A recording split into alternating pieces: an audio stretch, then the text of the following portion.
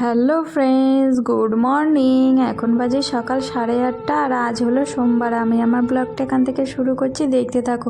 তো দেখো, ভোরবেলা উঠে বাসি কাজ সেরে স্নান করে মন্দিরের কাজ সেরে ওপরে চলে এসেছে। আর দেখেছো কেমন কুয়াশা। আমি যখন ভোর 6:30 এই 4:45 6টার দিকে উঠেছিলাম তখন এর থেকে আরও বেশি কুয়াশা ছিল। এখন তো তাও একটু কম। তো তারপরে দেখো ওপরে এসে মন্দিরের কাজ সেরে ওপরে চলে এসেছি। এসে দেখো বাসি বিছানাটা তুলে নিচ্ছে। আর ওদিকে দেখেছো মেয়ে জেগে গেছে।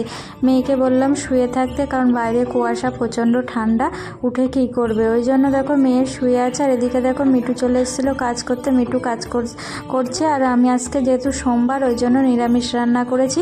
কালকের একটু বাঁধাকপি ছিল, গরম করে নিয়েছি, লাউ ডাল করেছি আর মাশরুম ভাজা করেছি। তারপরে দেখো মেয়ে ব্রাশ করে নিয়ে না ঘরে বসে টিভি দেখছিল। তারপরে মেয়েকে খেতে ডাকলাম। আর এদিকে দেখো তোমাদের দাদা আর মেয়ে রান্নাঘর থেকে খাবারগুলো নামাচ্ছে নিচেই। আমার রান্নাঘরটা জানো তো সিঁড়ির ওপরে, তো ওই জন্য বারবার ওঠানামা করতে পারি না। ওই জন্য আমি যখন রান্না করি, রান্না করার পরে তোমাদের দাদাই বেশিরভাগ সময় খাবারগুলোকে নামিয়ে নেয় নিচেই। তো তারপরে দেখো তিনজনের সকালের খাওয়া হয়ে গেছে। আর ওদিকে মিঠু কাজ করতে এসেছিলো, কাজ করে চলে গেছে। আমিও দেখো রান্নাঘরে চলে এসেছি রান্নাঘরটাকে ক্লিন করতে, সকালবেলার খাবার খেয়ে। তো তারপরে দেখো রান্নাঘরটা ক্লিন করা আমার হয়ে গেছে। তারপরে খাবার টেবিলটাকেও ভালো করে মুছে নিয়েছি। আর কালকে জানো তো তোমাদের দাদা কিছুটা আখরোট বাদাম এনেছিল। সেই বাদামগুলো জানো তো বেশ গন্ধ গন্ধ লাগছিলো। ওই জন্য তোমাদের দাদা দেখো রোদ্দুরে দিল বাদামগুলো।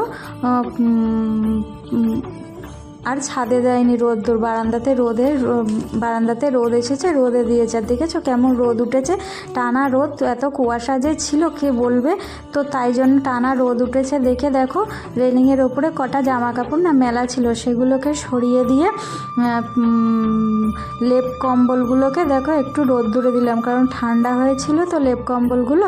তো তারপরে দেখো লেপ কম্বল রোদ্দুরে দিয়ে ছাদে চলে এসেছি গাছে জল দিতে। আর দেখেছো কেমন রোদের তেজ, আর কুয়াশা ভাঙা রোদ কিন্তু বেশ ভালোই হয়। তারপরে দেখো গাছে জল দিয়ে আমার কমপ্লিট হয়ে গেছে। মেয়েকে দেখো স্নান করিয়ে দিয়েছি। স্নান করানোর পরে দেখো আমি কালকে আমার জন্য একটা সোয়েটার কিনে এনেছি। সেই সোয়েটারটা দেখো পরে কেমন কি করছে, আর কিছুতেই খুলবে না, জানো না। তারপরে অনেক বলে ভুলিয়ে ভালিয়ে খুলে দিলাম। দিয়ে তোমাদের দাদা দেখো ওরা একটা সোয়েটার পরিয়ে দিল। সোয়েটার পরিয়ে দেওয়ার পরে আমি দেখো এই রুমটাকে পরিষ্কার করে নিচ্ছি। দেখেছো কত জামা কাপড়ে ভরে গেছে। খাটটাকে পরিষ্কার করে নিয়ে আলনাটাকেও গুছিয়ে নিলাম। আর ওদিকে তোমাদের দাদা দেখো কাজ করছে। আর কালকে না একটু বাজারে গেছিলাম, যে জামা কাপড়গুলো পরে সেগুলোকে দেখো গুছিয়ে আলনাতে রাখছি। তারপরে দেখো কালকে যে জিনিসগুলো এনেছি তোমাদেরকে আর একটুখানি শেয়ার করলাম। দেখো মেয়ের একটা স্কুলের ব্যাগ কিনেছি, আর আমার জন্য একটা সোয়েটার কিনেছি। এই মেয়ে যেটা পরে ঘুরছিল, এই যে আমার সোয়েটার এটা। তো তারপরে দেখো সোফার কভার, কুশন কভারগুলো কেচে দিয়েছিলাম কালকে, সেগুলোকে পরিয়ে নিলাম। আর ওদিকে তোমাদের দাদা কাজে চলে গেছে। তো তারপরে দেখো সোফার কভারটা পরানো আমার হয়ে গেছে। তারপরে দুপুর এখন 1:30 মতন বাজে। মেয়েকে দেখো বললাম ওই আখরোট বাদামগুলোকে কোটোর ভরে একটু রাখতে। তো তারপরে দেখো মেয়ে সেটাকে কোটোর মধ্যে ভরে রাখছে। দেখো কত কাণ্ড করে, কত কিছু করে। তো তারপরে দেখো দুপুর এখন 2:30 মতন বাজে। তোমাদের দাদাও চলে এসেছিলো খেতে। তিনজনই আজকে একসাথেই খেয়েছি। খেয়ে দিয়ে দেখো বিকালের কাজগুলো করে নিচ্ছে। আর তোমাদের দাদা খেয়ে দিয়ে কাজে চলে গেছে।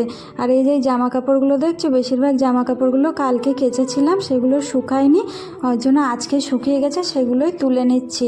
তারপরে দেখো বিকেলের সমস্ত কাজকর্ম সেরে মেয়েকে একটু বই নিয়ে বসালাম এই ঘরের জানলাগুলো দিয়ে। তো আমার ব্লগটা এই পর্যন্ত। যদি ভালো লেগে থাকে লাইক কমেন্ট শেয়ার করবে।